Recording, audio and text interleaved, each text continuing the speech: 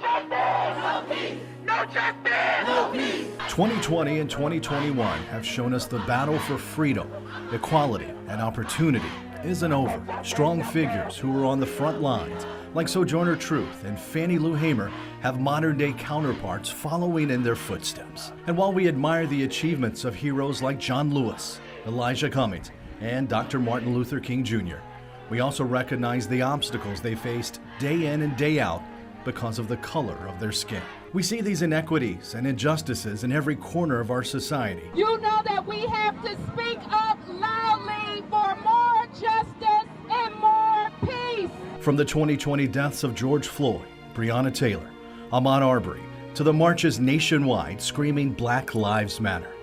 Black history isn't just the 1963 March on Washington, but it's the Black excellence breaking barriers today. You must never, ever give up or give in. You must keep the faith and keep your eyes on the prize. Good afternoon, and thank you so much for joining us today on WNCT for Honoring Black History. I'm Julianne Dell. Today, we're highlighting Black excellence across the East and America. We're sharing Black stories of innovation, culture, and accomplishment. A big part of art is creating something that reflects real life, both the good and the bad. African American artists are doing just that, offering their interpretations of their lives and the legacy of their ancestors. Now on your sides, Madison Forsey introduces us to two people who are using their work to inspire new artists and to honor Black history. Art has a way of making us stop and think, whether it's large works like this one, honoring a music legend, or smaller pieces that capture the magic of everyday life. I spoke with two artists that say it's work like this that shows us how far we've come, where we can go, and that we're not so different after all. A lot of my work, I would say, reflects my life. Art is an extension of the soul. That's what's defined art. Every brushstroke, Figuring out how you're going to express that idea, every charcoal smudge, how you're going to create that idea. every pencil line has meaning. I select things that are dear to me, like music. I love music. Pearlist Speller paints a little bit of everything, whether it's legendary musicians or his own son. With his art, he wants people to stop and think. I hope that they walk away and with a positive thought, but also sometimes the thought may not be positive. Speller's work sells around the country. He's thankful to have buyers, but knows not every Black artist is as fortunate. We, as African American artists, a lot of times get lost in the shuffle. And so I have been the soldier, so to speak, of the Black art community. And I'm the one who used to go out and have these art shows exhibiting our talent. Speller fought for Black artists in the East to have a place at the table. There's many places throughout this country that have not shown artwork predominantly done by Black artists.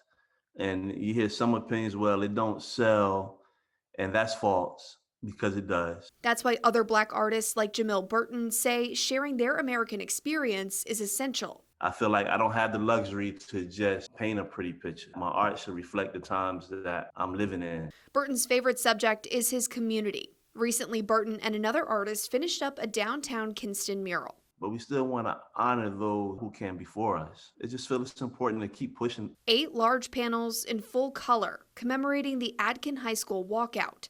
He uses many different colors to get people to see beyond his own. We laugh, we cry, we do all the same things. I just want to do something that's going to shine a light on people that look like me. That's especially important during a national conversation about race and equality. Despite on what's going on, I still have to create. I still have to reflect the times I'm living in. I still have to stick to my guns, so to speak. Speller says there shouldn't be a distinction between Black artists and white artists. We paint with many colors. That term was labeled as Black artists to keep us over here so we can't merge into the mainstream. Speller's belief, art is something that can come from anyone and should be celebrated by everyone. We are part of America and we're not going anywhere. So let these kids, especially in Black universities, see John Bigger, Henry Tanner, Jacob Lawrence, Romar Bearden, Pearl the Speller. These artists tell me they were born to create and they plan on sharing their gifts with the world for as long as they can. For Honoring Black History, I'm Madison Forsey. Stay with us. You're watching Honoring Black History.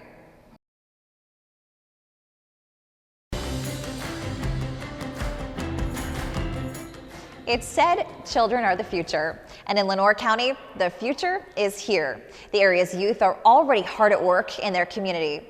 Not on Your Side's Aaron Dean tells us the story of Kinston Teens and how they're honoring Black history. With close to 24 youth, Kinston Teens looks to address current issues with today's young leaders in hopes of a better tomorrow.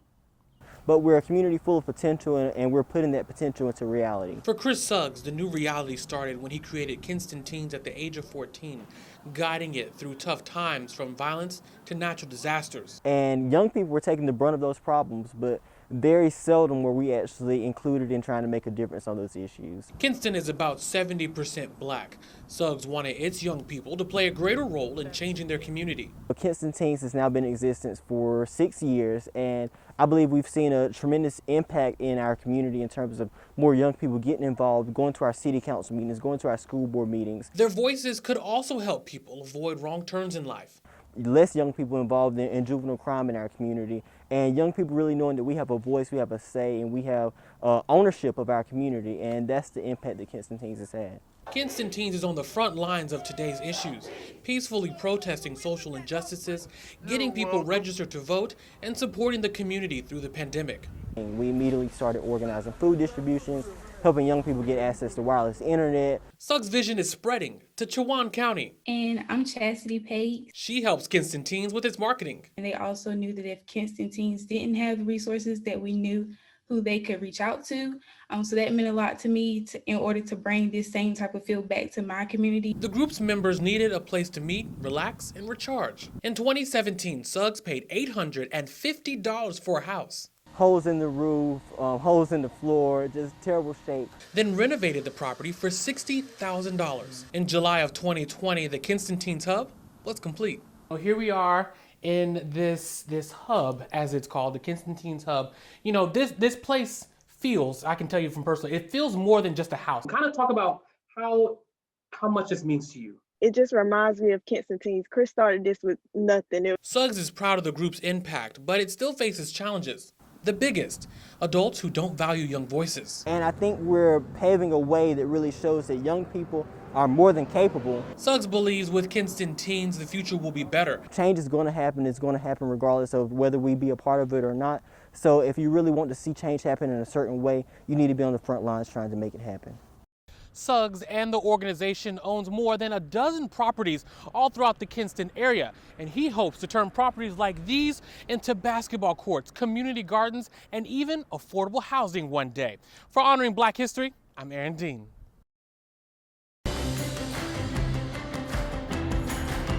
Here at Not on Your Side, we're celebrating Black History Month by focusing on the people and businesses who are making positive changes. But first, before we look forward, we want to look back. In its heyday, Durham's Black Wall Street was a hub for Black-owned businesses. The so-called Haiti community was a mecca for Black life. In the early 1900s, Durham gained a national reputation for its thriving business community, businesses owned by African Americans, which lined Parish Street. Through the years, that area has weathered urban renewal and now a pandemic, forcing many Black businesses to come and go. And while some business owners say things are at a standstill, what once was Black Wall Street for them is coming full circle. The Black dance studio, 2 doors from here. The dentist office across the street. The dentist office across the street is Black owned. Yeah, and the building that's 2 doors from us is owned by 2 young Black women. We will continue to advocate and encourage that there be equitable treatment for Black businesses and Black residents of Durham. Now in 2021, young Black entrepreneurs are finding easier ways to connect Black and brown business owners through their innovative creations. An East Carolina University student is sharing his experience as a minority and how he's now creating something to help change people's lives. Not on Your Side's Ariana Kraft introduces us to Kenny Roach. An East Carolina University student shares his experience as a minority and shows how he's creating something to help people like himself change their lives. So my name is Kenneth Roach. I go by Kenny. Kenny is an East Carolina University senior studying exercise physiology, but I'm torn between two passions right now. one day a question came to him. How can I help the people that look like me and others that suffer the similar things? He wanted to support more Black and minority-owned businesses. It would be awesome if we had a platform that I can just see all these different businesses so I know where to go. That's how he created Colorful Desires. I want to encourage people to do is be your own boss and do it confidently. The racial injustice the world saw in 2020 weighed heavy on Kenny and his community. I can do more than I can say. I could chant and protest.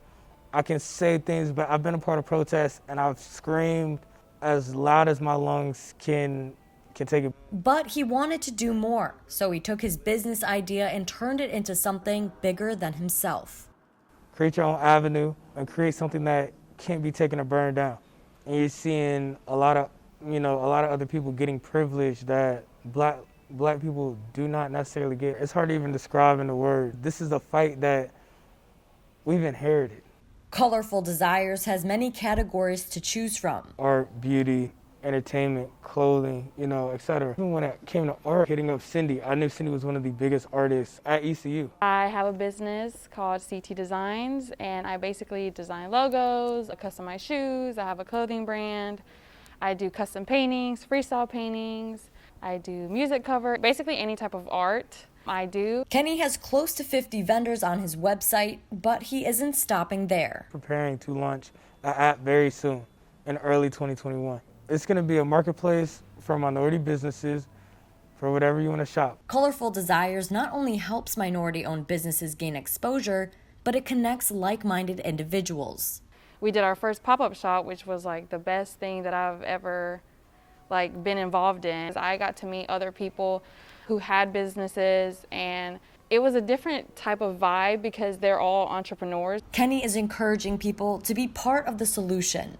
We're making it as easy and simple as possible. When I have this light, that I want to shine it. When I see light in people, I want to help them shine brightly on others. So what's next as Kenny finishes up school and runs his business? I'm taking it day by day, and we'll see what the future holds. Kenny tells me he's excited to see Colorful Desires grow. He plans to expand the website to more cities and universities across the state of North Carolina. For Honoring Black History, I'm Ariana Kraft. Wow. The power of an app and the influence of social media.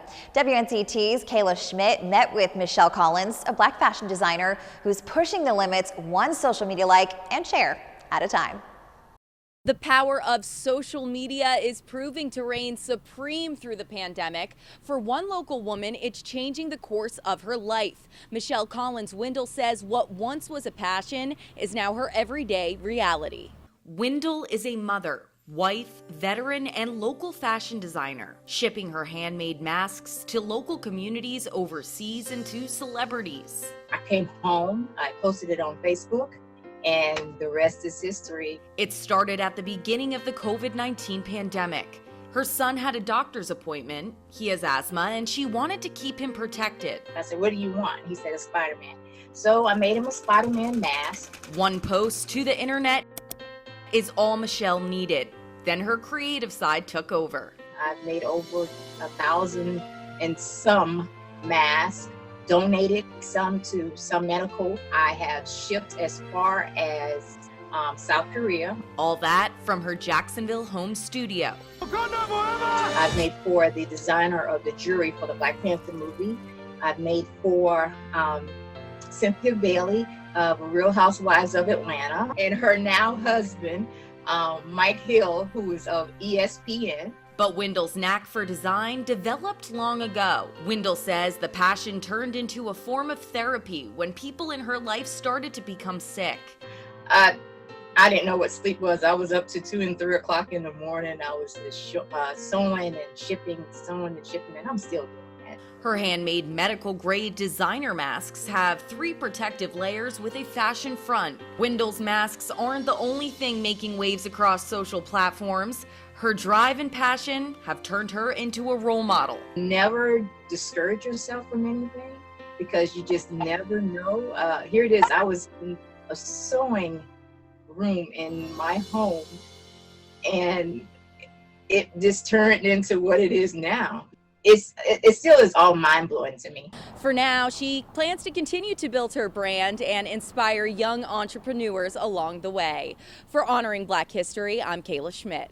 Don't go anywhere, because coming up after the break, we'll hear from a family building a business through faith and a treat that's not just for breakfast. Welcome back, and thanks for staying with us. I'm Julianne Dell. We're ending this special with a classic Southern staple, chicken and waffles. Many African-American families in the East are starting and running successful businesses, including one local family who's doing it through good food and faith. Not on Your Side's Amber Joseph shows us how they're running an enterprise and honoring Black history. Carolina Chicken and Waffles is a Black family-owned business. They started as a food truck, and now they have a brick-and-mortar location, all happening during the pandemic. And while it's been difficult navigating the past year as a new business, they're still paying it forward. Sounds good, smells good, and tastes good. Everyone loves chicken and waffle. Either you love chicken or you love waffles, or you love them both. It's a Southern comfort food restaurant staking out a place in eastern North Carolina. You can get them spicy buffalo or barbecue. It's called Carolina Chicken and Waffles. Give them a little toss, but everything seasoned, made with love. Frederica Bell started the business in February 2019 with her 6 children in their apartment. We had a conversation about it, leaving a legacy. Bell's son saw this kind of cuisine was absent in the East. When you leave the central part of the state and you start crossing over 95, there's really nobody offering chicken and waffles. The family started its food truck business in late 2019. There were a few good months, then COVID. It caught us off guard, as well as everybody. But thanks to our loyal customers. Bell credits those customers and Greenville's Food Truck Rodeo for keeping them afloat. But surviving the pandemic isn't enough for the Bells. They knew they had to pay it forward. Carolina Chicken and Waffles approached Open Door Community Center. The family turned to the homeless shelter for women and children and offered to bring food to our women and children.